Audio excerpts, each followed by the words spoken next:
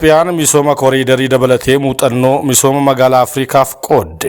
Foorumii magaalota Afrikaa lammaffaa Itoophiyaan fakkeenyummaa misooma koriidarii irratti dhiyeessite magaalaa guddoo Keeniyaa Naayiroobiitti gaggeeffamaa jira.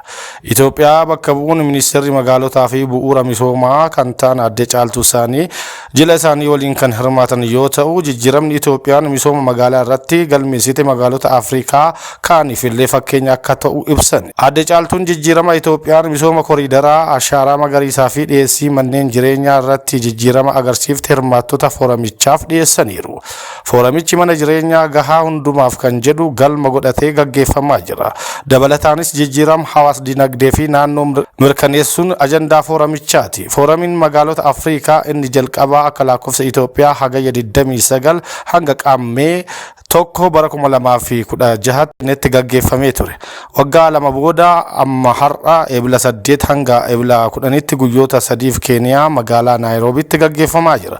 Qondaalota siyaasaa Afrikaa dabalatee abbootiin qabeenyaa hawaasni siviilii qooda fudhattoonni misooma magaalaa foorumii kanarratti kan hirmaatan yoo ta'u, magaalota Afrikaa keessatti waa'ee mana jireenyaa gatii madaalawaa qubsuma uummataa fi dhimmoota misooma magaalaa irratti mari'achuun muuxannoo akka wal jijjiiran ibsameera.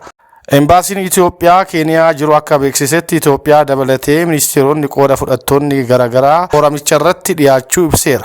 Foorumichaan cinatti dhimma misooma magaalaa irratti marii fi waliigalteen garaagaraa biyyoota hirmaattota ta'aniif qooda fudhattoota waliin akka godhamus ibsameera. Bulchiinsi muummee ministeera Itoophiyaa Dr. Abiy Ahmed magaalaa Finfinnee dabalatee magaalota biyyattii keessatti addumatti misooma koriidaraa irratti xiyyeeffachuusaa gaggeessitoota biyyoota Afrikaa garaagaraa jajamaa jira. Miseensonni paarlaamaa fi namoonni siyaasaa biyyoota Afrikaa ji'oottan dura kora gamtaa Afrikaa irratti hirmaachuuf Finfinneetti imalanii turan.